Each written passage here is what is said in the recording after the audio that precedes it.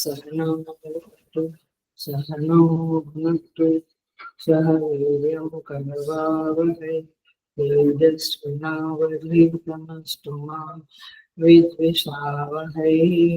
Om Shanti Shanti Shanti.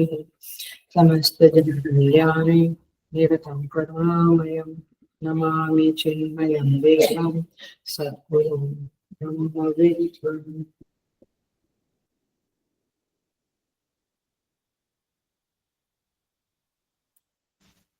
Hari Om. I welcome you all with great love and great respect in this Bhagavad Gita discourses.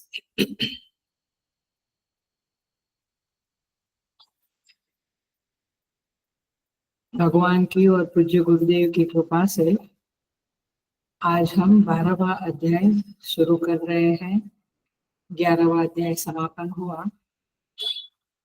इस अध्याय की ये भक्ति योग नाम का 12वां अध्याय है। इस अध्याय के प्रवचनों के लिए परमात्मा से और गुरुदेव से कृपा की अपेक्षा करती हूँ और हम सब लोगों को, श्रोता वक्ता को, यह अध्याय भक्ति का प्रदान करे ऐसी प्रार्थना करते हुए इस अध्याय का हम प्रारंभ करते हैं। 12वां अध्याय हम 5 श्लोक चैंटिंग करेंगे। 12th chapter, shloka number 1 to 5. Om Shri Paramatmane Namaha. अथ द्वादशोऽध्यायः। अर्जुन उवाच एवं सततयुक्ता ये भक्तास्त्वां पर्युपासते ये चाप्यक्षरमव्यक्तं तेषां के योगवित्तमाः। श्रीभगवानुवाच मय्यावेश्य मनो ये माम् नित्ययुक्ता उपासते श्रद्धया परयुक्तेताः ते मे युक्ततमा मताः। ये त्वक्षरमनिर्देश्यम् अव्यक्तं पर्युपासते सर्वत्र गमचिन्त्यं च कूटस्थमचलं ध्रुवम् संयम्येन्द्रियग्रामं सर्वत्र समबुद्धयः ते प्राप्नुवन्ति मामेव सर्वभूतहिते रताः। क्लेशोऽधिकतरस्तेषाम् अव्यक्तासक्तचेतसाम् अव्यक्ता हि गतिर्दुःखम् देहवद्भिर्वाप्यते।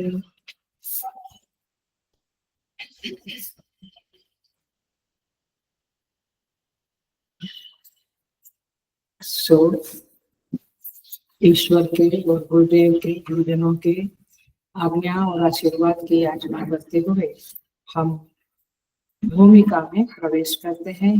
12वें अध्याय की भूमिका। 11वें अध्याय में 54 नंबर के श्लोक में भगवान ने कहा था, भक्त्या त्वनन्यया शक्यः अहम एवं विधुर्जुन ज्ञातुं द्रष्टुं च तत्त्वेन प्रवेष्टुं च परन्तप। हे परन्तप, हे अर्जुन, अहम एवं विधो ज्ञातुं द्रष्टुं तत्त्वेन प्रवेष्टुं शक्यः। ये जो विश्व रूप मैंने बताया, इस विश्व रूप का दर्शन करने के लिए, उसे जानने के लिए और तत्व में प्रवेश करने के लिए एक ही उपाय है और वह है भक्ति। भक्ति के द्वारा, और कैसी भक्ति? अनन्य भक्ति के द्वारा मुझे जानना और मुझसे एक रूप होना संभव है। तो विश्व रूप दर्शन के हेतु के रूप में भगवान श्री कृष्ण ने अनन्य भक्ति को बताया। माने अनन्य भक्ति है तो विश्व रूप दर्शन होगा। एक बहुत क्लियर हो गया 11 चैप्टर के 54 नंबर के श्लोक से। और भगवान ने एक बात और कर दी, नाहम वेदैश्च यज्ञैश्च नाहम वेदैश्च यज्ञैश्च दानम तपस्या यज्ञ और वेद अध्ययन, ये 4 साधनों के द्वारा मैं प्राप्त नहीं हो सकता हूँ। माने ये अचूक साधन नहीं है, वे चित्त शुद्धि में उपयोगी है, लेकिन विश्वरूप दर्शन के लिए आपने वेद अध्ययन किया, दान किया, तप किया, यज्ञ किया तो विश्वरूप दर्शन होगा, ऐसा नहीं है। तो तात्पर्य ये है कि भगवान ने इन 4 अथवा उनके साथ बहुत सारे ऐसे साधनों को निषेध किया और केवल अनन्य भक्ति को साधन बताया। अनन्य भक्ति ही एक है। हम भी बचपन से सोचते थे कब भगवान के दर्शन होंगे, आप लोग भी सोचते होंगे। तो ये भगवान के दर्शन केवल अनन्य भक्ति से होता है। पहले हमको क्या लगता था, हम वेदांत पढ़ेंगे, जप करेंगे, मेडिटेशन करेंगे, भगवान के दर्शन हो जाएंगे। ख्याल में आई बात? पकड़ी बातों को, गीता पढ़ने से ये समझ में आता है। इन सबसे दर्शन होगा ये बात नहीं है। चित्त शुद्धि होगी, प्योरिटी मिलेगी आपको, अंतःकरण निर्मल बनेगा, लेकिन विश्वरूप दर्शन अथवा परमात्मा का दर्शन नहीं मिलेगा। वह तो केवल अनन्य भक्ति से ही मिलेगा। और आइए ये 12वां अध्याय ये अनन्य भक्ति का ही वर्णन करने वाला है। अनन्य भक्ति के ही अनेक पासे खुलने वाला है। अनन्य भक्ति का ही स्वरूप स्पष्ट करने वाला है। सो भगवान ने अनन्य भक्ति का भी बीज डाल दिया 11वें अध्याय में।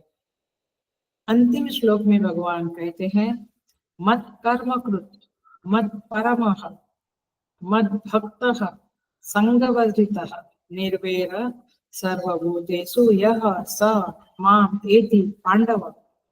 जिनके पास ये 5 वैल्यू है, क्या? मत कर्म कृत, मेरे लिए कर्म करने वाला, मत परम, मुझे ही परम श्रेष्ठ मानने वाला, मत भक्त, भावनाओं से मेरे साथ जुड़ जाने वाला, संग वर्जित, आसक्ति रहित, और सारे भूतों के प्रति निर्वैर माने राग द्वेष से रहित। ऐसा जो व्यक्ति है वह अनन्य भक्ति के लिए योग्य है। ऐसा भगवान बहुत स्पष्टतया 11वें अध्याय में 53, 54, 55 में भगवान ने सारे बीज डाल दिए। सो भक्ति को अनन्य बनाने के लिए ये 5 चीजें होनी चाहिए, मुख्यतया 3। और फिर मद भक्त में संगवर्जित निर्वैर सर्वभूतेषु आएगा। सो भगवान के साथ जुड़ने के लिए, उसके साथ संबंध की प्रगाढ़ अनुभूति करने के लिए जगत से संगवर्जित और निर्वैर होना पड़ेगा। इफ यू हैव द आसक्ति फॉर XYZ, फैमिली, बच्चे, पति, दिस दैट, फिर नहीं हो, फिर अनन्य भक्ति 2 नाव में पैर नहीं रख सकते।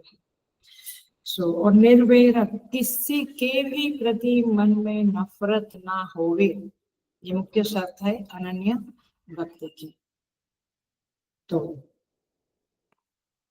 इसका एक वाक्य में बोल दूं तो पकड़ लेना मेरी बात को। हेलो, अटेंशन प्लीज, एकदम पकड़ लेना।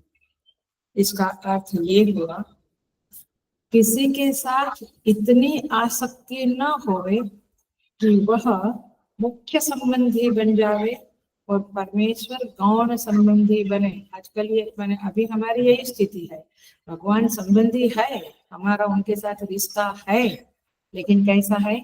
सेकेंडरी।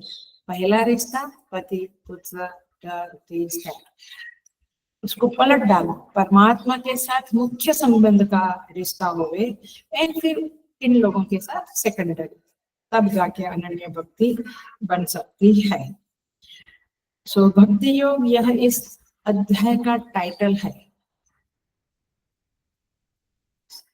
इस भक्ति योग शब्द को हम थोड़ा सा समझेंगे। 3 पॉइंट्स बताऊंगी, 3 भक्ति के आयाम बताऊंगी। भक्ति के नए ही आयाम आपको आज मालूम पड़ेगा। 3 में से एक तो बिल्कुल नया है जो आज तक नहीं बोला है। तो आइए हम देखेंगे। ऐसे पूरे चैप्टर में भक्ति का संदर्भ चलता ही रहेगा और होमवर्क तो देती नहीं हूँ क्योंकि ऑफलाइन क्लास नहीं है, नहीं तो ऑफलाइन क्लास में बिना होमवर्क के आ नहीं सकते थे आप। ठीक है, होमवर्क करना है तो पहले ही क्लास में होमवर्क देती हूँ कि भक्ति के संदर्भ में, भक्ति की व्याख्या के संदर्भ में जो पॉइंट्स है उसकी नोट्स बनाओ और वो नोट्स आप जरूर ग्रुप में डाल सकते हैं ताकि दूसरों को भी प्रेरणा मिले। तो ये करते जाना। अभी ही शुरुआत करते हैं। पहला पॉइंट है साधक को, वैसे बताया है बट फिर भी बोल ही जाते हैं इसलिए रिपीट करेंगे। साधक को अपनी मूल पहचान निरंतर भक्त के रूप में बनानी चाहिए। मैं फिर से बोलती हूँ, साधक को अपनी मूल पहचान निरंतर भक्त हूं मैं इस रूप में बनानी चाहिए। हमारी निरंतर पहचान क्या होती है, ये बोलने से आपको भक्ति का महिमा समझेगा। हमारी निरंतर पहचान क्या है? मैं इसकी पत्नी हूँ, मैं इसकी माँ हूँ, मैं इस संस्था से जुड़ी हूँ, मैं इस सोसाइटी में रहती हूँ। माने तात्पर्य यह है कि हमारी मूल पहचान वो है, फिर हम थोड़ी भगवान की भक्ति कर लेते हैं। मूल पहचान क्या होनी चाहिए? भक्त की, मैं भक्त हूँ। सुतीक्ष्ण जी महाराज रामचरितमानस में अरण्य कांड में कहते हैं, अस अभिमान जाई नहीं मोरे, अस अभिमान जाई नहीं मोरे, मैं सेवक रघुपति पति मोरे। समझा नहीं? ऐसा कहते हैं सुतीक्ष्ण जी महाराज, मेरा ये अभिमान जो है ये कभी जाए नहीं, ये बने रहे। भैया हम तो साधक के रूप में अभिमान को छोड़ने की बात करते हैं। सुतीक्ष्ण जी कहते हैं मेरा ये अभिमान बना रहे। हे राम जी, हे प्रभु, क्या मैं सेवक रघुपति पति मोरे, मैं सेवक हूँ और रघुपति, पति माने स्वामी, रघुपति मेरे स्वामी है, ये अभिमान मेरा बना रहे। कई बार जो बड़े शिष्य लोग जो बड़े हो जाते हैं माने महान बन जाते हैं, क्योंकि उन्होंने भी यह अभिमान रखा है, मैं शिष्य हूँ और गुरु मेरे स्वामी है, बस मैं उनकी सेवा के लिए मेरा जीवन है। तब जाके शिष्य बड़ा बन जाता है धीरे धीरे। तो इसी तरह से भगवान मेरे स्वामी है, पति है और मैं उनका सेवक हूँ।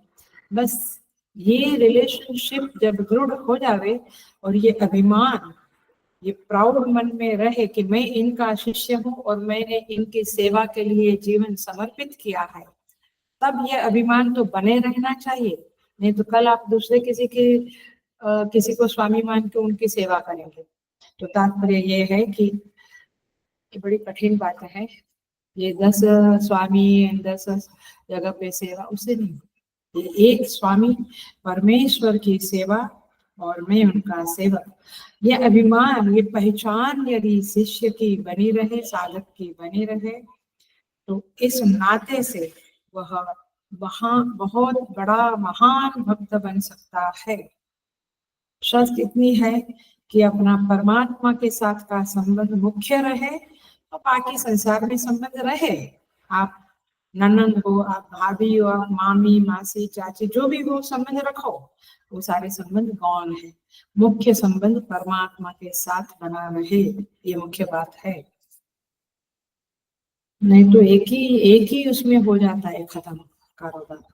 सो यहाँ पे कहते हैं, विनय पत्रिका में गोस्वामी जी कहते हैं, नाते नेह राम के मनियत सुहृद सुसेव्य जहाँ लो। मैंने ये जो बार बार मैं 7वें अध्याय में 9वें अध्याय में बताती रही हूँ, मनियत सब ही राम के नाते, ये एक टुकड़ा है, इसको हृदय में बिठा दो। मनियत सब ही राम के नाते, मैं मनियत सब, मैंने राम के नाते मैं सबको मानता हूँ। ये एग्जाम्पल बहुत बार दे चुकी हूँ, बट मेरा फेवरेट है।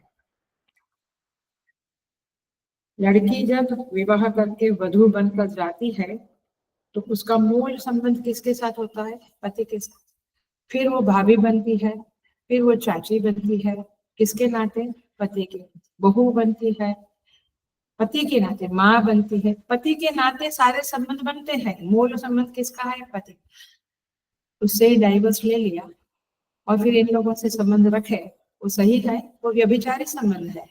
ऐसा ही हमको जिसमें भेजा है, हम जो हमारे माँ बाप है परमात्मा, उनसे संबंध न रख के हम दूसरों से संबंध बना ले तो फिर ये जगत में हमारा व्यभिचारी संबंध ही है।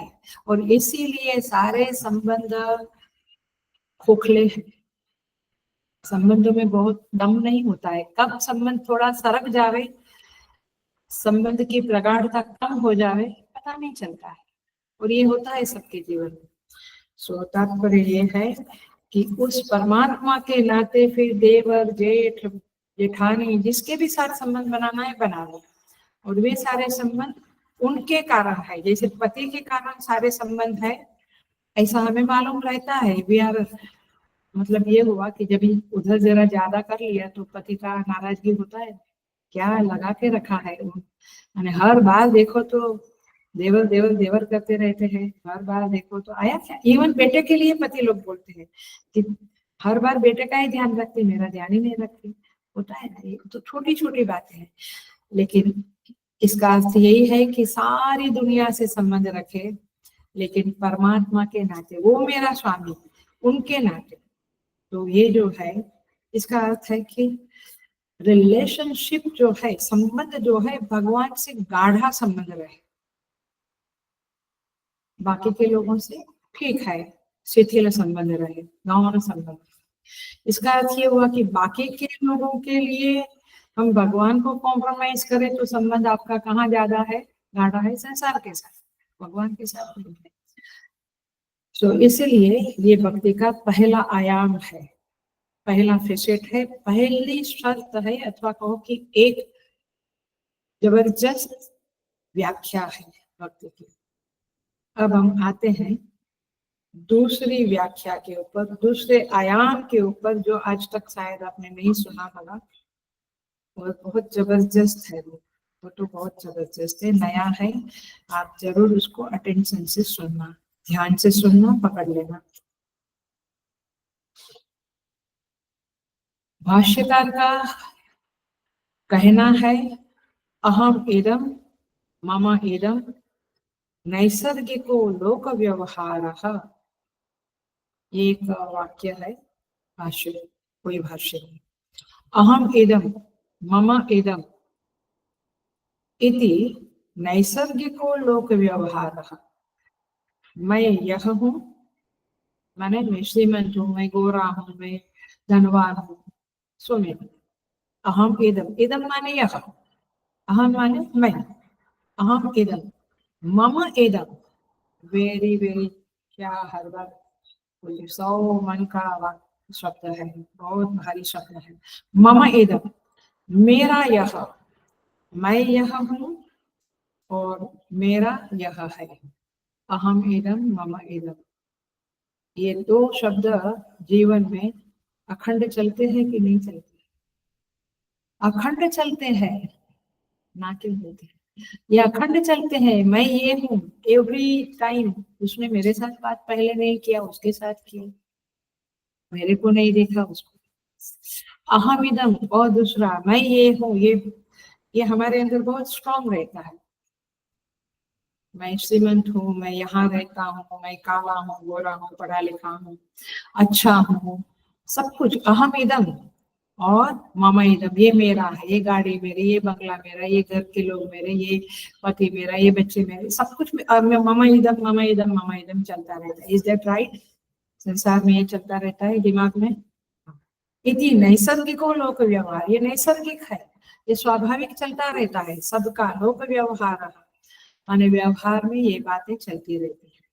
तो जीव भाव में रहते हुए कल्लो, जीव भाव में रहते हुए बिना मम के अहम नहीं रह सकता है। ये वाक्य बड़ा इंपॉर्टेंट वाक्य है, इसको समझना। जब हम जीव भाव में रहते हैं तो अहम इदम, मैं यह हूँ, ये बिना मम इदम के नहीं रह सकता है।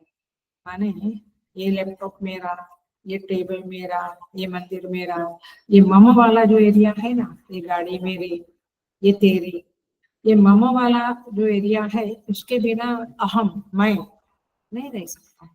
वेरी डिफिकल्ट है। मैं हूँ, मैं श्रीमंत हूँ, कैसे? ये गाड़ी मेरी है, ये बैंक बैलेंस में, तब जाके आप अहम जिंदा रहा ना, नहीं तो कैसे अहम जिंदा रहेगा? सो दोनों साथ साथ चलते हैं। ममता के बिना यह जीव या अहम दीन हो जाता है, मेरा कुछ भी नहीं। भैया आदमी कितना दीन होता है, गरीब, मैंने बहुत लाचार फील करता है, मेरा कुछ भी नहीं। चाहे किसी दिन ऐसा हो जाए जिसको आप सब कुछ मानते थे, उधर से आपको हटाया जाए या डाइवर्स हो जाए, तो कुछ भी तुम्हारा नहीं रहेगा। आज तक सब कुछ तुम्हारा था, यू नेवर नो, बट फिर भी उस मम के सहारे आदमी जी लेता है। ये बात सच्चाई है। अंदर से समझते हैं कि बेटा मेरा नहीं है, वो जाएगा, फिर पता नहीं वो वहां शादी करेगा, पत्नी का हो जाएगा, हो गया है, एटसेट्रा एटसेट्रा, लेकिन फिर भी मेरा बेटा है। ये ममा को पकड़ के हम जी सकते हैं। Are you getting my point? So ममा माने मेरा, इदम यह मेरा। तो वह चीजें, वह संबंध के सहारे उनका आश्रय लेके ये अहम जिंदा रह सकता है। मेरी नौकरी, मेरा घर, सब कुछ। तो ममा के बिना अहम का जिंदा रहना कल्पना करना भी कठिन है। कुछ तो झोपड़पट्टी वाला कहेगा ये झोपड़ी मेरी, 4 बर्तन है तो ये 4 बर्तन मेरे। हम कहेंगे कि स्टोर रूम मेरा, वो कहेंगे 4 बर्तन, बट ममा चाहिए सबको। सो अब एक और वाक्य बोलती हूँ जो हमारी स्टुपिडिटी, मूर्खता का प्रागट्य करेगा। कठोर बोल गई, लेकिन जितना अधिक हमारी ममता का विस्तार होगा उतना ही अहम अथवा अहंकार पुष्ट होता रहता है। जितना मेरा ममता का विस्तार, माने मेरी 4 गाड़ी, 10 बंगलो, मेरे इतने परिवार के लोग, इतनी जगह मेरा पोजीशन, मेरा यश, जितना मम का विस्तार उतना अहम पुष्ट होगा, उतना अहंकार भी पुष्ट होता रहता है। तो और दुनिया के लोग, सांसारिक लोग ये ममता का विस्तार को देखकर, समझा, संसार के लोग इस ममता के विस्तार को देखकर कहते हैं ये बड़े हैं, बड़े आदमी हैं, इनकी बहुत प्रगति हो गई, 10 साल में देखो कितनी प्रगति हो गई। क्योंकि आपकी प्रगति का मापदंड क्या है? 1-2 गाड़ी के बदले 4 गाड़ी, 2 बंगलों का 4 बंगलों, यही आपकी प्रगति का मापदंड है। साधक की प्रगति का मापदंड क्या है? क्या है? अंतःकरण कितना शुद्ध बना।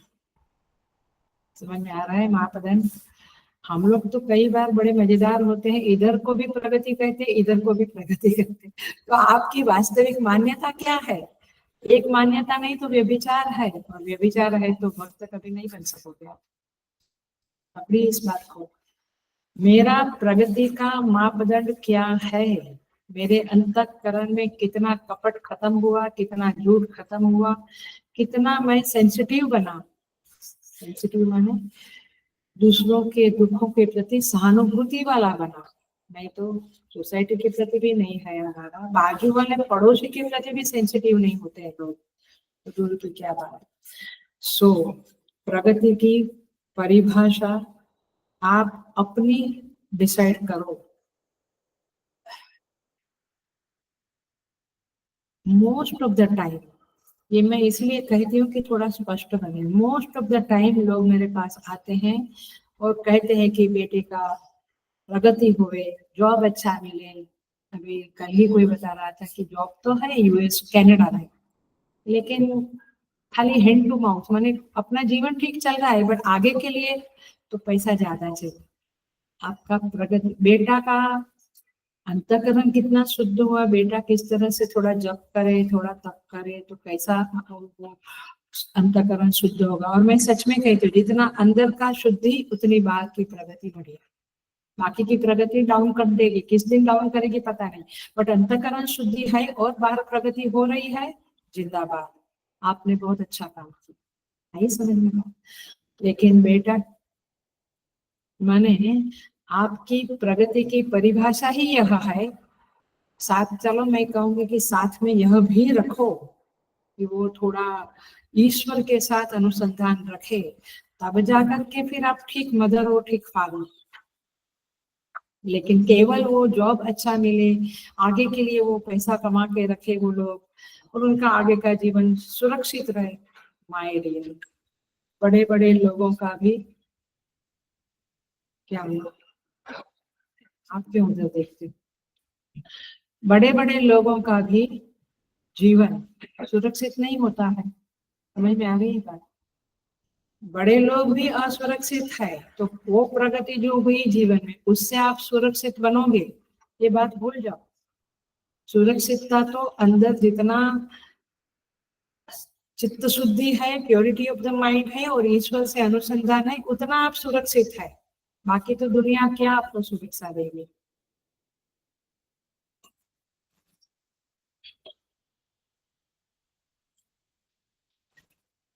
सो तात्पर्य यह है कि जो ममता है वह ईश्वर से, पूरा बदल गई मेरे थिंकिंग बदल गई है, मैं कहाँ थी और क्या कर रही हूँ। सो ये मम का जितना विस्तार होगा उतना अहंकार पुष्ट होगा। अहम के बिना ममता नहीं, ममता के बिना अहम नहीं। तो ये अनुभूति होने लगे कि दुनिया में मेरा कोई नहीं है, मेरे पास कुछ नहीं है, तब व्यक्ति डूबने लगता है, सुसाइड की तरफ जाने लगता है। यही मुख्य बात है जीवन की। सो अहम इदम मम इदम नैसर्गिको लोक व्यवहारः, यह मूल वाक्य है। और अब मैं इसको भक्ति के साथ जोड़ रही हूँ, अटेंशन प्लीज, ध्यान से सुनो। यह एक सच्चाई है कि ममता नहीं है कहीं पर भी तो आदमी डूबने लगता है। इसका मतलब ये हुआ कि ममता कोई शौक नहीं है, ममता एक जरूरत है।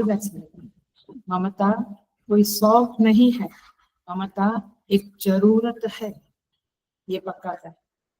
ममता से ही अहम पुष्ट होता है और अहम के बिना ममता नहीं रह सकती है। ये संबंध तो हमने ठीक से समझ लिया। अब ये समझो कि ममता इसका मतलब है कि ये मेरी जरूरत है, मुझे कहीं ना कहीं ममता करनी पड़ती है। मेरा घर, ये मेरी गाड़ी, ये मेरे बच्चे, करनी पड़ती है ममता। तो ममता आपकी जरूरत है। लेकिन गोस्वामी तुलसीदास जी महाराज बहुत बड़ी बात कहते हैं कि उस ममता को मारने की कोशिश मत करो। शायद थोड़ी देर जो मैं 15 मिनट बोली उसमें ही आप सोचते होंगे कि अब मैं ममता को मार डालूंगी, ये ममता मुझे बहुत नहीं चाहिए। Don't do that. ममता को मारने की कोई बात नहीं है यहाँ पर, और उससे कोई लाभ भी नहीं होगा। ममता की डायरेक्शन बदलना। फिर से कहती हूँ, ममता को मारना नहीं है, ममता की दिशा बदल देती है। बड़ी बात है।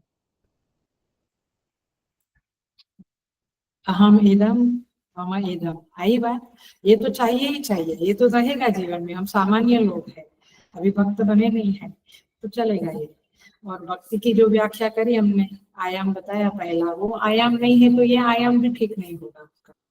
तो इसीलिए क्या करना है फिर, गोस्वामी जी कहते हैं, सुंदर कांड में कहते हैं, सब कर ममता ताग बटोरी, सब कर ममता ताग बटोरी, मम पद मन ही बांध कर जोड़ी। सभी जहां जहां आपकी ममता है, गार्डन में है, मेरा गार्डन में मेरी ममता है, मेरा लोगों में मेरी ममता है, मेरी वस्तुओं में मेरी, वहां पे नहीं मिलेगा। कमेंट्री में कहीं पर भी ये बातें नहीं मिलेगी, कहीं पर कुछ भी नहीं मिलेगा। जो मैं बोलती हूँ बहुत यूनिक है, बहुत अलग है। किसी में 18 कमेंट्रीज पढ़ती थी और उसके पॉइंट्स बनाती थी, कहीं पर भी ये बातें नहीं मिलेगी आपको। और जो विद्वान लोग हैं मेरे साथ, सुजाता इत्यादि, हम लोग कभी बात करते हैं, वो कहते हैं कि अम्मा मैंने 50 कमेंट्री, क्योंकि वो तो फिलोसॉफी पीएचडी फिलोसॉफी वाली है, 50 कमेंट्री पढ़ी, कहीं पर भी ये बातें केवल और केवल हमारे स्वामी सुबोधानंद जी का कृपा प्रसाद है, जहाँ से मैं पॉइंट्स बोल रही हूँ। ये बातें कहीं नहीं मिलेगी, तो ये कनेक्शन, ये चीजें नहीं मिलेगी। तो आइधर ये घर में पढ़ो या ये सुनो, दो में से एक करो, क्योंकि ये पढ़ते हुए मेरी बातें आपको कहीं कितना ढूंढो नहीं मिलेगी।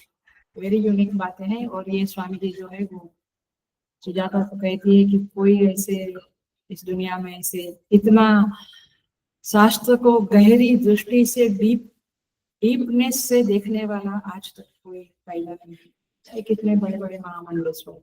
आपको अट्रैक्ट करने वाली चीजें उनके कमेंट्री में मिलेगी, बड़ी स्टोरीज एंड बड़ी चीजें। बट जब आप स्वामी सुबोधानंद जी का सुनने का और पढ़ने का निश्चय कर लेते हो, तो आपको गीता खुलती है। ये मैं यही कहूँगी, गीता खुलेगी तभी जब ये चीजें आपको समझ आएगी। एनीवे, सो वो स्वामी जी कहते हैं, ममता के पतले पतले धागों को जो चारों ओर बिखरे हुए हैं, do you agree? Do you agree? ममता के धागे चारों ओर बिखरे हुए है ना? ये मेरा घर, ये मेरी गाड़ी, ये मेरे, ममता के धागे सब जगह बिखरे हुए हैं। और इस बिखरे हुए धागों का इकट्ठा करके एक मोटी रस्सी बनाओ, और उस रस्सी को बनाकर भगवान के चरणों के साथ जोड़ो। माने सारी ममता परमात्मा के साथ जब जोड़ोगे, सारी ममता, मैं पुनः पिछले एग्जाम्पल में आती हूँ, पति के चरणों से ममता को बांध दोगे तो फिर देवर जेठ जेठानी सबके साथ की ममता रहेगी, बट कैसे रहेगी? पति के नाते रहेगी। ऐसे परमेश्वर से इस ममता की रस्सी को बांध दिया तो बाकी की ममता परमेश्वर के नाते रहेगी, तो वो ममता आपका पतन नहीं कराएगी। अन्यथा हर ममता आपके पतन का कारण बनती है। ये बहुत ही प्रैक्टिकल और सच्चाई संसार की है, ये बता दिया। तो भगवान से जब उस ममता का धागा, सारे ममता के धागों की रस्सी बनाकर, मतलब परमेश्वर से ममता बांध रही, फिर संसार के लोगों से बांधे रखो, कोई प्रॉब्लम नहीं। हम लोग बड़े क्रूर दिखते हैं, आपको कठोर दिखते हैं, हम लोग बड़े जुल्मगार दिखते हैं, हम सबसे सुष्ट दिखते हैं, नहीं, हम बहुत प्यार करते हैं लोगों को। तो क्या वास्तव में प्यार करते हैं? माने परमेश्वर के प्यार के नाते सबसे प्यार करते हैं, अदरवाइज असंग, असंगो हम असंगो। आई बात समझ में? सो ये समझना है। मैं और एक बोलूंगी, तीसरा पॉइंट, माने मूल बात ये है कि भगवान से ममता को जोड़ दो, तो फिर अहम इदम मम इदम नैसर्गिक वो लोक व्यवहार है, वो आपको भक्त बना देगा। तो भक्त बनने की पहली युक्ति आपने जानी, अब ये दूसरी युक्ति भी जानी। इसको मनन करना पड़ेगा, चिंतन करना पड़ेगा, लेक्चर सुनने से कुछ नहीं होगा, तो पढ़ने से तो कुछ भी नहीं, पढ़ने से तो कोई चीजें क्लियर होती ही नहीं।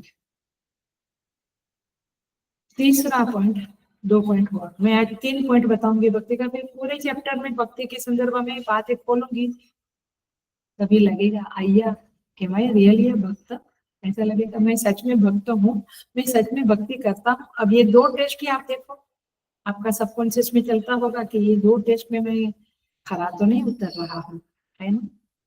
Yes yes. लेकिन मैं खरा उतर सकता हूँ if I listen this carefully and समझ लूं, तो मैं धीरे धीरे प्रैक्टिस करके ये 2 व्याख्या को जीवन में उतार सकता हूँ, क्योंकि जीवन में नहीं उतारने से तो कोई मतलब नहीं। तीसरा पॉइंट बताती हूँ, भक्ति का एक नया आयाम खोलती हूँ। मैंने आयाम तो है ही, लेकिन उसको एक बड़ी सुंदर तरीके से पेश करते हैं हम लोग। अन्नपूर्णा स्तोत्र करते हैं, यस, करते रहते हैं अन्नपूर्णा स्तोत्र। कहाँ है अन्नपूर्णा देवी का मंदिर? काशी में। हम यात्रा में जा रहे हैं, वहां पर हम जाने वाले हैं, अन्नपूर्णा देवी का मंदिर। अब देखो वहां पे उस स्तोत्र में शंकराचार्य जी कहते हैं, माता च पार्वती देवी, पिता देवो महेश्वर, बांधवा शिव भक्ताश्च स्वदेशो भुवनत्रय। ये त्रिभुवन मेरा स्वदेश है, ये तीनों लोग मेरा देश है, माने मेरा घर है। क्यों? क्योंकि त्रिभुवन का मालिक मेरे माता पिता है। मेरी माँ कौन? पार्वती। पिता कौन? शंकर। आई थिंक हिंदू लोग इस तरह के संबंधों से लगभग लगभग भगवान से जुड़े रहते हैं, है ना? कोई कहता है कृष्ण मेरा बाल बाल रूप में है, तो पुत्र रूप में, कोई कोई पति रूप में, कोई मेरा पति रूप में बचती थी, राधा प्रेमिका के रूप में बचती थी। तो हमारे संबंध तो रहते ही है। अब देखो ये संबंध का एक सच बताती हूँ, और ये सच बहुत गहरा सच है, बहुत गहरा सच है। इस सच के साथ हमने कॉम्प्रोमाइज कर लिया है। माता पार्वती है, पिता शंकर है, और वे इन तीनों लोक के मालिक है, तो मेरा ये घर है, तीनों लोग मेरा घर है। Now 1/3 quarter is there which is important, और जिसको आंख खोल के देखना चाहिए, सुनना चाहिए, समझना चाहिए। क्या है तीसरा क्वार्टर? तीसरा क्वार्टर क्या है? माता च पार्वती देवी, पिता देवो महेश्वर, 2 क्वार्टर हुआ। तीसरा बांधवा शिव भक्ताश्च। अब आप कहते हैं हाँ ठीक है ना, बराबर है, ये अंदर नहीं गया। बांधवा शिव भक्ताश्च माने जितने भी इस संसार में लोग हैं, इसका वाइडर अर्थ, जितने भी इस संसार में लोग हैं, वे कौन है? मेरे बंधु है। हो गए ना? क्योंकि सारे लोगों के माए बाप शिव पार्वती है, और शिव पार्वती मेरे माता पिता है, तो सारे लोग मेरे क्या बने? बांधव। Do I believe like that? Oh no, इसमें केवल मेरे भाई बहन, मेरा बस उतना ही मेरे बांधव है। सारे लोग मेरे बांधवाश्चर बोल तो लेते हैं अन्नपूर्णा स्तोत्र, लेकिन क्या भी बिलीव लाइक, नेबर को नहीं मान सकते तो दुनिया की क्या बात करें। बट इसके पीछे का जो गहरा सिद्धांत है वो यह है कि जब हम सबको बांधव मानेंगे, बंधु मानेंगे, बंधु माने भाई बहन मित्र जो भी, तो होगा क्या? आपका सबके प्रति समान प्रेम रहेगा। आपके अंदर जो अभी ये मेरा खास, ये माने ये इसके प्रति राग और इसके प्रति द्वेष जो है वो हट जाए। ये बड़ी उपलब्धि होने वाली है यदि इस श्लोक को हम इस भक्ति के संदर्भ में हृदय से लगावे, समझे तो। आई बात पकड़ में आ रही है? क्योंकि जब सब बांधव है तो अपने भाई बहनों के प्रति ठीक है, किसी भाई बहन से हम ज्यादा बात करते हैं, थोड़ा रिश्ता ठीक है, बट सभी मेरे भाई बहन है, सबका मैं भला चाहता हूँ, राइट? मेरे सभी भाई बहन सुखी होवे, मेरे किसी भाई बहन का बुरा होवे ऐसा मैं नहीं चाहता हूँ, चाहे वो मेरे साथ कुछ भी करे, बट मैं साधक हूँ, तो मैं चाहता हूँ कि सबका, मेरे सभी भाई बहन सुखी होवे और उनका भला होवे, उनका जरा भी बुरा ना होवे, ऐसा मैं चाहता हूँ। इस तरह से संसार के सभी के प्रति क्या ये भावना हम करते हैं? क्या ये भावना है? कोई साधक मुझे कहते हैं कि अम्मा हम रोज कहते हैं कि सर्वे भवन्तु सुखिनः, सर्वे सन्तु निरामया। ये प्रार्थना आप कर लेते हो, ये हम कर लेते हैं, हम लोग भी यहाँ पे करते हैं। क्या हमारे अंदर तब आता है कि हे प्रभु, करुणा से, आर्तता से, एक डीपर प्रेयर से, याचना से क्या आता है कि प्रभु सब लोगों को सुखी कर। आज हमने टीवी में आजू बाजू कितने दुखी लोगों को देखा, दिन में कितनी बातें सुनते हैं कि जहाँ पे लोग अपना दुख रोते हैं। क्या हमें अंदर से होता है कि प्रभु इन सबको सुखी सुखी करो, ये होता है। प्रार्थना बोल लेते हैं, सर्वे भवन्तु सुखिनः सर्वे सन्तु, घड़ी में देखते भगवान को देखते खटाखट खटा, नहीं ऐसे नहीं। सो कहने का तात्पर्य है ये तीसरी शर्त है बांधवा शिव भक्ताश्च। ये जब हम शिव और पार्वती को माता पिता मानते, ऐसे सभी अपने देवताओं के प्रति आप समझ लो, तब ये सारा संसार उन्हीं के बच्चे हैं। तो हम सारे संसार के प्रति बांधव भाव रखे तो फिर भक्त होने में देर नहीं लगती है। तो इस तरह से जब हम संबंध बनाते हैं तो फिर संबंध की प्रगाढ़ता होती है और तब जाकर अनन्य भक्ति शब्द सार्थक होता है। भक्ति तो करते हैं बट अनन्य भक्ति नहीं है कि जो जब किया तब किया, थोड़ा पढ़ लिया और हम सोचते हैं हम साधना करते हैं। कुछ नहीं है, कुछ है ही नहीं आपका। अनन्य भक्ति तो ये 3 शर्त जो बताइए, काफी शर्तें आएगी, काफी आयाम खुलेंगे भक्ति के इस चैप्टर में। बट यदि आप सच में भक्त बनना चाहते हो तो आज के इन 3 टेस्ट को आप जीवन में अपनाने का प्रतिज्ञा करो, संकल्प लो और उसे प्रैक्टिकल करने की कोशिश करो। तो ये है भक्ति शब्द की व्याख्या। और जब उस परमेश्वर से संबंध प्रगाढ़ होता है तब जड़ संबंध होने के कारण और जगत के किसी लोगों के साथ आसक्ति में हम नहीं डूब जाते हैं।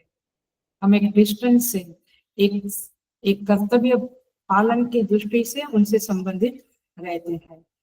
भगवान ऐसा नहीं कहते कि दुनिया के लोगों से संबंध मत रखो, सबसे संबंध रखो, बट कैसा संबंध? प्राथमिक संबंध नहीं, प्राथमिक परमात्मा के साथ, प्राइमरीली प्रायोरिटी परमात्मा की और यहाँ सेकेंडरी। तो नहीं तो लोग कहते हैं अभी बच्चे आए हैं तो साधना हमने साइड पे रख दी है। आइए, मतलब कि प्रायोरिटी आपके बच्चे हुए, यूएस से आए, कनाडा से आए हैं, प्रायोरिटी आपके बच्चों की हुई, तो फिर तो ऐसा नहीं होता है। भगवान को प्रायोरिटी में रखते हुए बाकी सब करो, करो, बिल्कुल करो। लेकिन यदि इस संसार के संबंध को हम देखते हैं तो ये बड़े खोखले हैं। इस संसार के संबंध में बहुत डेप्थ नहीं है, बहुत सच्चाई नहीं है, सब स्वार्थ वाला संबंध है। कबीर तो यहाँ तक कह देते हैं कि ये संसार मुर्दों का गांव। इसे मुर्दा होता है, डेड बॉडी कोई काम की नहीं होती है, उल्टा दुर्गंध देती है। वैसे संसार के संबंधों में दुर्गंध भरी हुई है और मुर्दों का गांव की तरह ये सारा संसार है। उसमें जो संबंध है वो कितना सही होगा, कितना गहरा होगा, कितना सच होगा, आप खुद ही सोचिए। यंग बच्चों को देखिए, कहीं पे संग हो गया तो माता पिता का त्याग करने में, घर को त्याग कर देने में देर लगाते हैं, फटाक से तुरंत ही वो संबंध टूट जाते हैं। डाइवर्स भी होता है तभी भी वो संबंध दूसरे कहीं लग गया संग, तो यहाँ डाइवर्स हो जाता है, तो एक क्षण में संबंध टूट जाते हैं। संसार के संबंध बड़े खोखले होते हैं। इसका रीजन बतावे, इसका हेतु बतावे तो कोई बात अनुकूल ना लगे, साथ में जिसके साथ संबंधित होते हैं उनकी कोई बात हमें अनुकूल ना लगे, फेवरेबल ना हो, प्रतिकूल प्रतिकूल प्रतिकूल होते रहे। और कभी कभी मेरे ईगो के ऊपर उस संबंध के कारण ठेस पहुंचती रहे। ये शब्द समझ में आया? मेरा अहंकार ईगो है, उस संबंध के कारण क्या होता है, अच्छा सासू माँ का ही ले लो, बार बार वो मेरे ईगो के ऊपर प्रहार करते हैं तो वो संबंध में खटास आती ही है, आती है। सो संबंध अनुकूलता न होवे और अभिमान पे ठेस लगे, विरुद्ध होवे, तो संबंध टूट जाते हैं। तो संसार के संबंध का तो यही हाल है। और इसीलिए दुनिया के संबंध आज तक 100% सच्चाई से ना किसी ने निभाए हैं, ना कोई निभा सकता है। इसलिए संत लोग कहते हैं, उन्होंने इस संबंधों को नदी नाव का संयोग ऐसा कह दिया। कुछ पंक्ति है, मुंह पे नहीं चढ़ रही है। साधु संत कहते हैं ये संसार के संबंध कैसे हैं, नदी नाव के संयोग। नहीं, नाव में बैठे और अगले किनारे, इस किनारे से बैठे अगले किनारे उतरे, तब तक ही नदी नाव का संयोग है ना, कि परमानेंट है।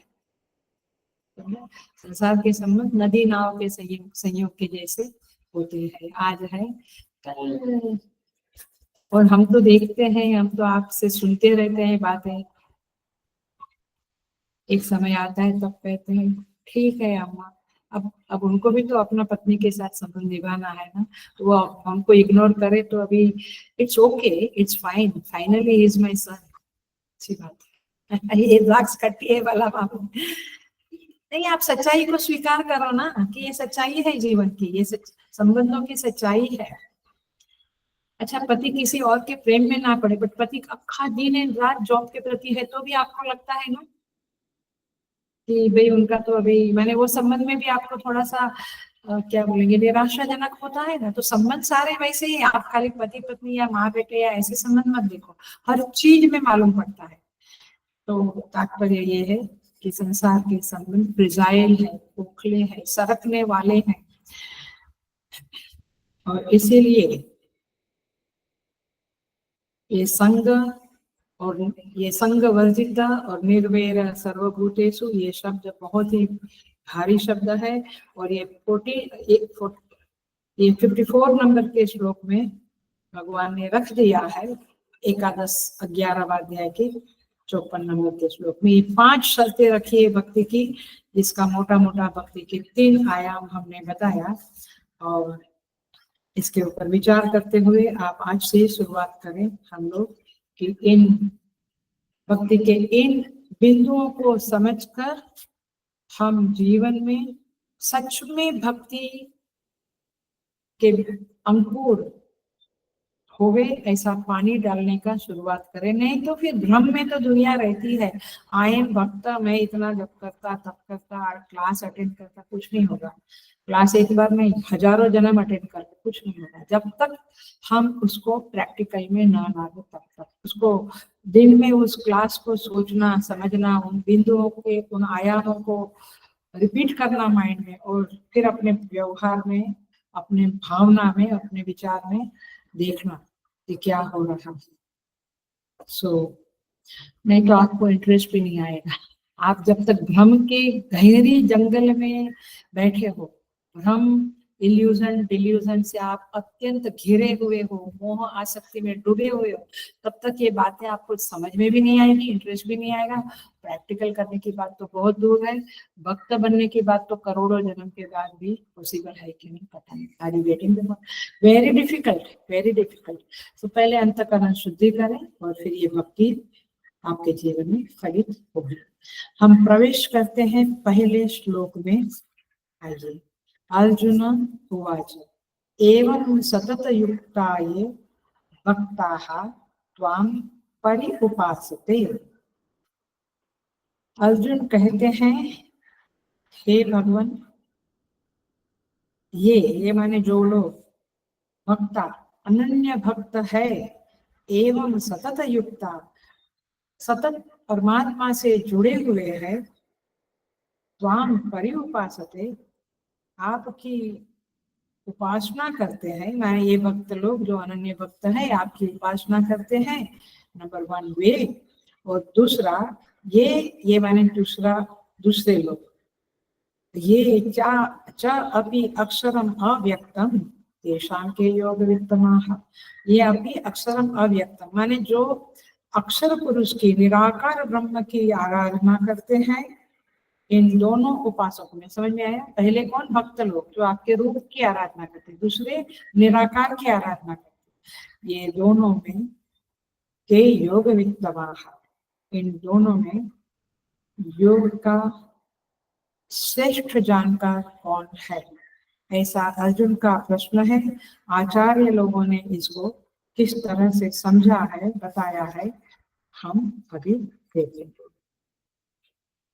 यहाँ तो मजेदार ये है कि संसार में लोग कुछ भी ध्यान करते, कुछ भी भक्ति करते, कुछ भी करते हैं, जपा कैसा भी, वो सोचते हैं कि हमारा तो ठीक चल रहा है, हम क्यों प्रवचन सुने, प्रवचन में कुछ समझता नहीं है, समझेगा नहीं तेरे को, क्यों तैयारी नहीं है, तुम कुछ भी कर रहे हो और मोह में फंसे हुए, भ्रम में फंसे हुए, कुछ नहीं समझेगा। या तो फिर आपको मुल्ला नासरुद्दीन की बातें सुनकर लगेगा हम तो सत्संग भी करते हैं, बट कुछ नहीं समझेगा। सिद्धांतों को जब तक नहीं समझते हैं, समझ में आई बात, सिद्धांत माने प्रिंसिपल क्या है, तब तक आपको कुछ नहीं समझेगा। सो इसीलिए यहाँ पे प्रश्न को पहले समझते हैं अर्जुन का, फिर तो भगवान बोलते रहेंगे, हम देखेंगे। प्रश्न यह है, दो प्रकार की भक्ति, दो प्रकार की उपासना सुनी गई है। उपासना दो प्रकार की, एक और दो। जो पहली लाइन में है ये नंबर 1 उपासना, नंबर 2 सेकंड लाइन की उपासना है।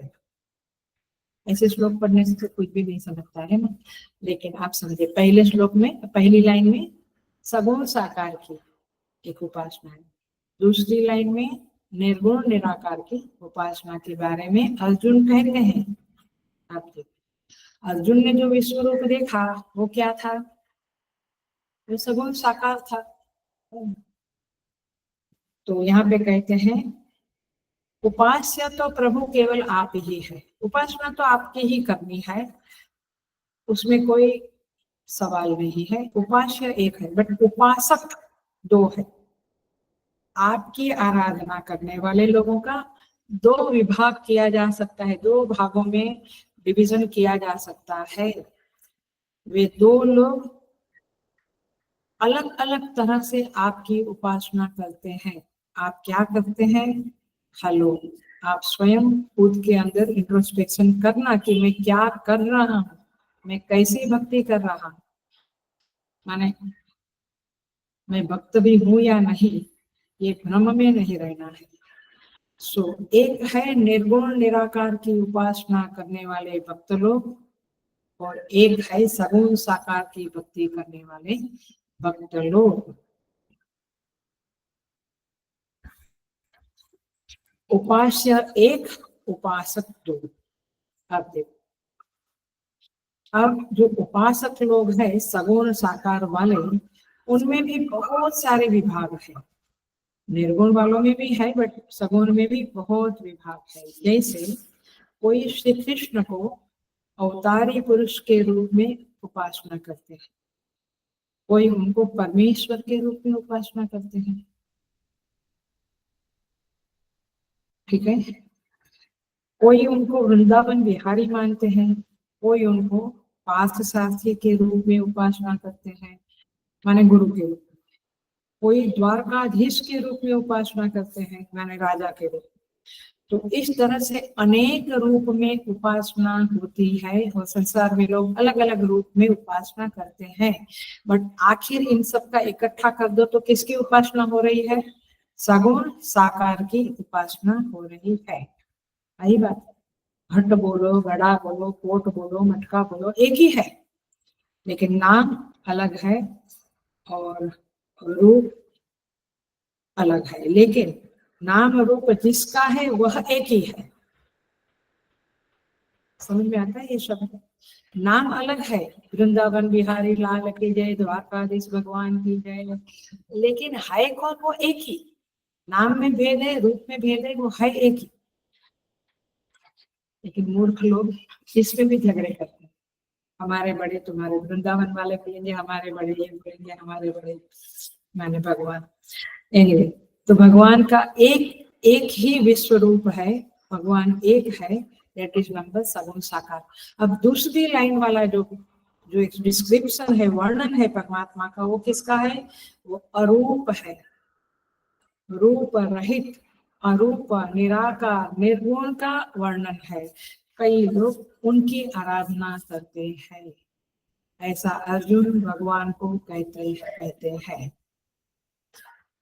तो एवं यहाँ पे कहते हैं, श्लोक देखो, एवं सतत युक्तायु, एवं माने इस प्रकार, इस प्रकार जो 11वें अध्याय का लास्ट श्लोक में कहा ना, अतीत अंतर श्लोके उत्तम अर्थम परामृशति मत कर्म कृत इत्यादि। भगवान भाष्यकार लिखते हैं कि पिछले श्लोक का जो लास्ट श्लोक है, इस तरह से लोग मेरी आराधना करते हैं, माने मत कर्म कृत, काम मेरे लिए ही करे।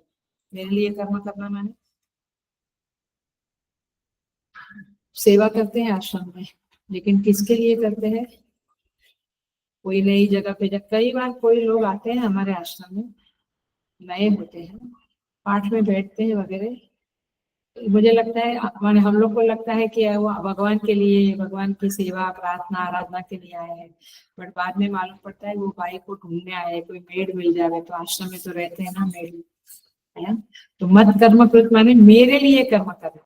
तात्पर्य ये हुआ, गीता चैंटिंग कंपटीशन भी हम सेवा करें, कभी स्कूल में जा रहे तो अटेंशन किधर है, मेरे बच्चे को कौन से स्कूल, आ रही है बात समझ में? तो मत कर्म कृत नहीं है, भगवान की सेवा के लिए आप नहीं कर रहे हैं, आप अपने कुछ स्वार्थ के लिए कर रहे हो, जो भी कर रहे हो। कई बार लोग कहते हैं अच्छा है हम ट्रेनिंग देंगे, उस बहाने हमारा तो सुधर जाएगा।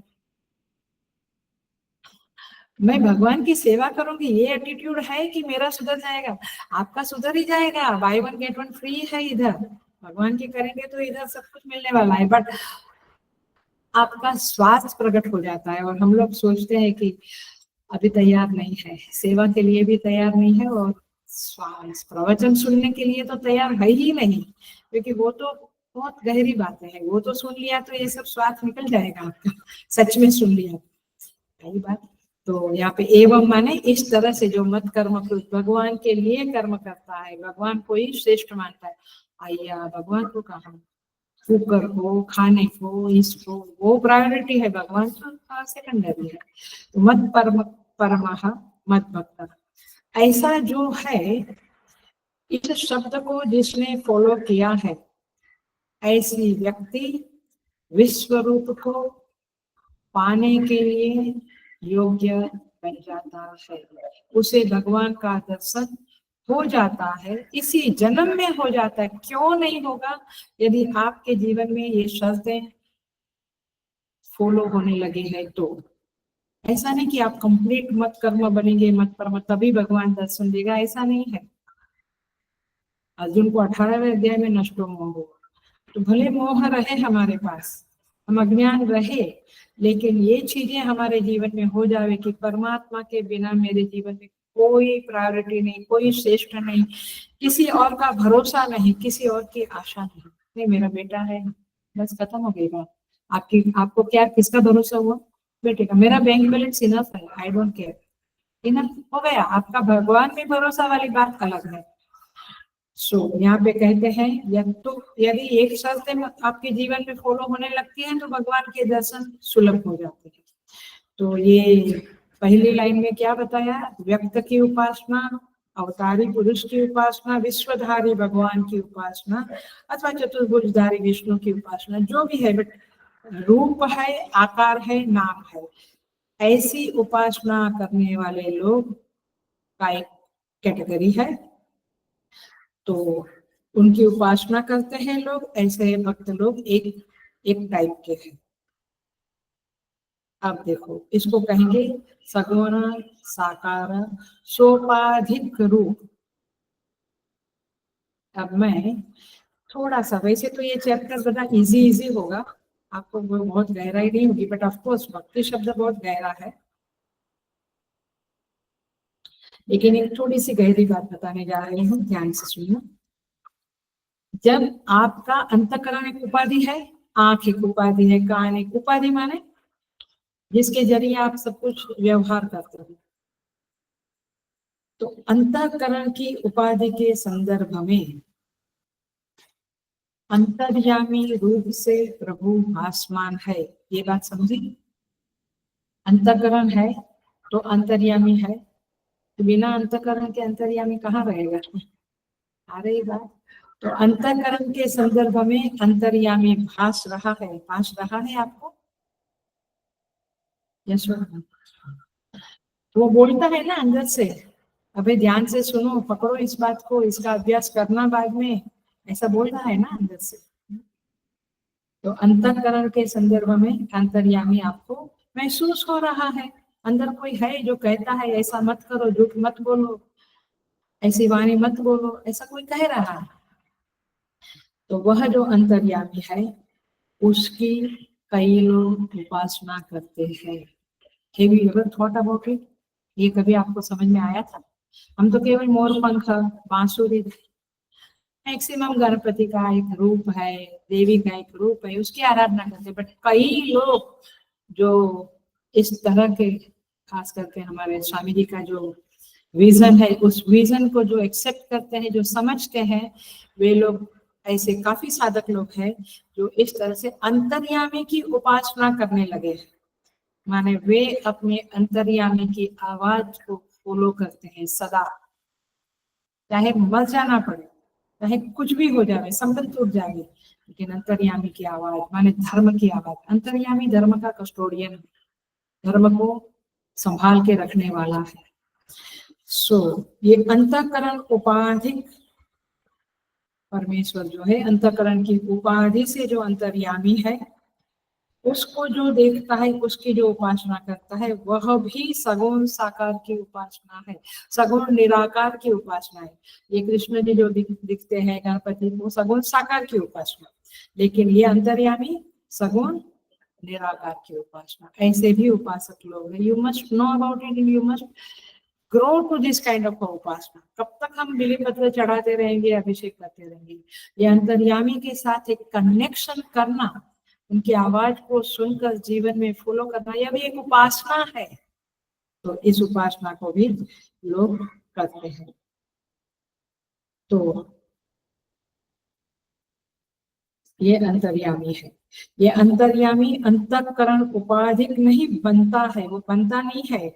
मैं अंतःकरण उपाधिक होकर प्रभु को अंतर्यामी रूप में देखता हूँ। ये वाक्य बहुत गहरा है, मैं 10 बार बोलूंगी तो भी नहीं समझेगा। आप रिकॉर्डिंग में जाकर उसको अच्छी तरह से ट्यूनिंग करना।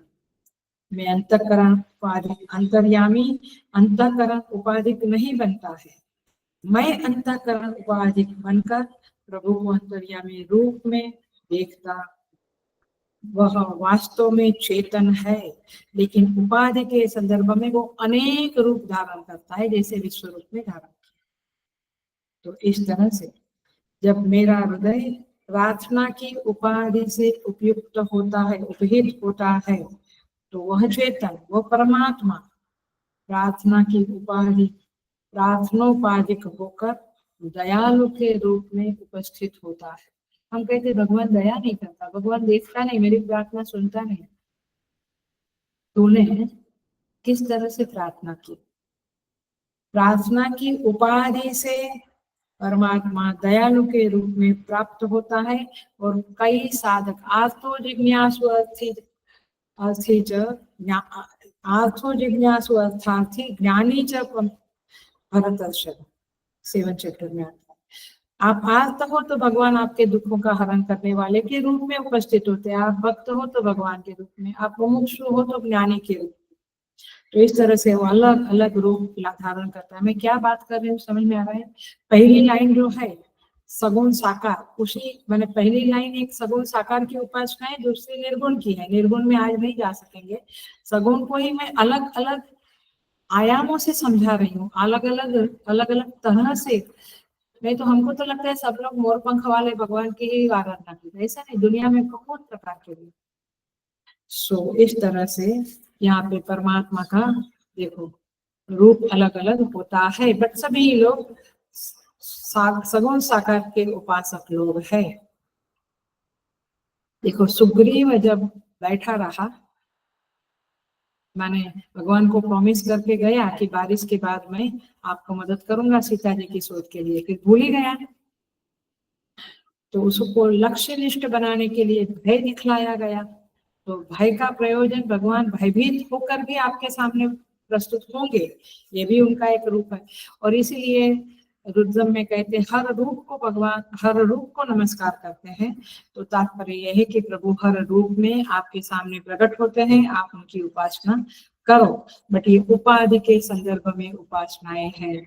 इसलिए रामचरितमानस में बाल कांड में कहते हैं व्यापक विश्व रूप भगवाना सर्वत्र परमात्मा अलग अलग रूप लेकर, पहाड़ का, जंगल का, वृक्ष का, अलग अलग रूप लेकर प्रभु, दुश्मन का भी रूप वही है, प्रेमी का भी रूप वही है, अलग अलग रूप लेकर प्रभु विराजमान है।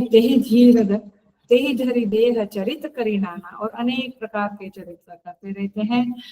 कभी वह ब्रह्म कौशल्या की गोद में आता है, कभी यशोदा की छड़ी से उसकी पिटाई भी होती है ब्रह्म की, कभी ब्रह्म को रस्सी से बांधा जाता है, और कभी नंद बाबा के प्रेम की उपाधि के संदर्भ में उनके पुत्र के रूप में प्रस्तुत होता है। ये सब ब्रह्म सोपाधि ब्रह्म है। इसलिए ये मूर्खता, ये बालिशपना, ये चाइल्डिशनेस नहीं करना कि अरे आप तो उनके पुत्र के रूप में बचे, हम तो गुरु के रूप में। आप भजते किसको, ये मूल बात है। किसी भी रूप में भजो, आप भजते उनको है, ये समझो ना। मोस्ट ऑफ द डिवोटीज, भक्त लोग, पुत्र रूपी श्रेष्ठ, बालक रूपी श्रेष्ठ, गौवा चराने वाला श्रेष्ठ, मैंने उसी में वो उपाधि के उसमें ही भक्ति करते हैं और वहीं पड़े रहते हैं।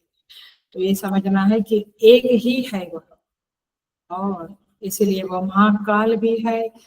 वह शकुनी की कुटिलता की उपाधि के संदर्भ में गीता वक्ता श्री कृष्ण उसकी हर चाल को असफल बनाने वाले कुटिल शिरोमणि भी बन सकते आया। वे केवल गुड़ी गुड़ी नहीं, शकुनी की चाल कुटिलता को असफल बनाने के लिए वे कुटिल शिरोमणि भी बन जाते हैं, और यशोदा के प्यार में वे बंध भी जाते हैं, बांध दिया था ना भगवान।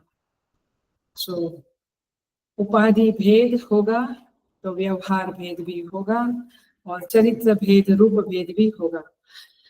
कर्म के कर्ता के संदर्भ में वो कर्म फल दाता के रूप में प्रस्तुत होता है, और दुष्टता के संदर्भ में वह दंडपाणी के रूप में भी प्रस्तुत, वो हर रूप में प्रस्तुत होता है।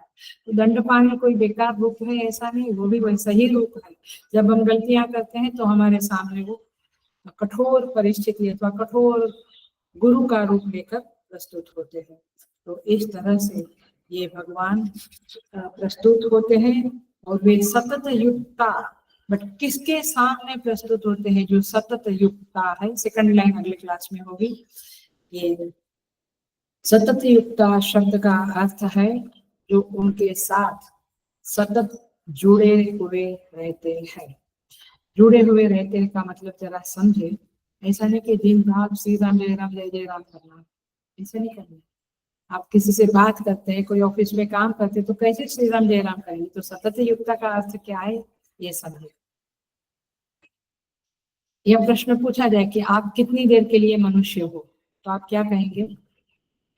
24 घंटा। कोई हमेशा, हर क्षण हम मनुष्य ही है। तो आप, मैं मनुष्य हूँ, ये आपको बार बार याद करना पड़ता है? नहीं, आप हो, ये एक बैठ गया है। ऐसे मैं भक्त हूँ, मैं भगवान का हूँ, मैं उनका हूँ, ये जब हो जाए तो आप सतत युक्ता ही हो। देखिए, एक बात समझ ले, भक्ति, ये भक्ति का ही चलेगा 20 श्लोक। भक्ति स्मरण से उत्पन्न नहीं होती है। हमको क्या लगता है, हम भगवान का बहुत नाम लेंगे तो भक्ति बढ़ जाएगी। भक्ति, इसीलिए ये चैप्टर पूरा अच्छी तरह से समझोगे तो भक्ति समझोगे। भक्ति स्मरण से उत्पन्न नहीं होती है, और विस्मरण से नष्ट नहीं। हमको, हमारी समझ पूरी उल्टी थी। वह एक रागात्मक संस्कार है, प्रभु के प्रति जो आसक्ति है, राग है, उसी को भक्ति कहते हैं। ये रागात्मक भक्त्यात्मक संस्कार है जो आपको भक्त के रूप में, सतत युक्ता के रूप में प्रस्तुत करता है। माने आपके अंदर भक्ति के संस्कार है, आप भक्त के रूप में अपनी पहचान बनाई है, तो आप सतत युक्ता ही हो। आई बात, सतत युक्ता शब्द। सो यहाँ पे और एक, इसका एक एक्सटेंशन, ये बुद्धिमानों के बुद्धि को क्या कहेंगे, सतेज रखने वाले क्लासेस है। ये स्वामी जी तो हर क्षण यही काम करते थे, बुद्धि सोनी नहीं चाहिए। तो एक्सटेंशन करें भक्ति का। और जो पहचान मैंने बनाई है कि मैं भगवान का भक्त हूँ, मेरी मूल पहचान भक्त की है, फिर मेरी पहचान आचार्य की, सेवक की, पत्नी की, पति की, बच्चे की, जो भी है। तो इसका एक्सटेंशन तो यह है कि यह भक्त सुन लेना अच्छी तरह से, ताकि अपनी टेस्ट हम कर सके, लिटमस टेस्ट कर सके। मैं पूरा करती हूँ। ये भक्त के अंदर कोई भ्रम नहीं होता है, कोई इल्यूजन डिल्यूजन नहीं होता है कि भगवान का अवतार होता होगा कि नहीं होता होगा, ये सच में कर्मफल दाता है या नहीं है, ये सच में अंतर्यामी है या नहीं है, ये दंड देते हैं क्या, पनिश करते हैं, ये कुछ उसके अंदर नहीं आता है। He doesn't bother for that। उसके अंदर निरंतर यह जागृति बनी रहती है, अवेयरनेस बनी रहती है कि मैं मेरे प्रभु से कुछ भी छिपा नहीं सकता हूँ। ये अवेयरनेस है, तब जाके आप भक्त बन सकते। बाकी मुझे सब पता है, वो अंतर्यामी है, वो दंड देता है, वो सब बातें ठीक है, मैं उनसे कुछ छिपा नहीं सकता। मतलब क्या हुआ, कर्म तो नहीं छिपा सकता, विचार भी नहीं छिपा सकता। मेरे अंदर किसी के लिए नेगेटिव थिंकिंग आई, आइया मेरा भगवान अंदर बैठ के देख रहा है, दो चपत लगाएगा मेरे को। फिर वो कैसे लगाएगा, वो आके तो दो चपत नहीं लगाएगा, किसी के द्वारा कुछ बुलवाएगा, किसी के द्वारा कुछ परिस्थिति कुछ देगा, कुछ न कुछ तरह से वो चपत लगाएगा, थप्पड़ मारेगा। यही बात समझ में। तो ये जो चीज है, आप इसको बहुत गहराई से सोचना, मैं इनसे कुछ भी छिपा नहीं सकता हूँ।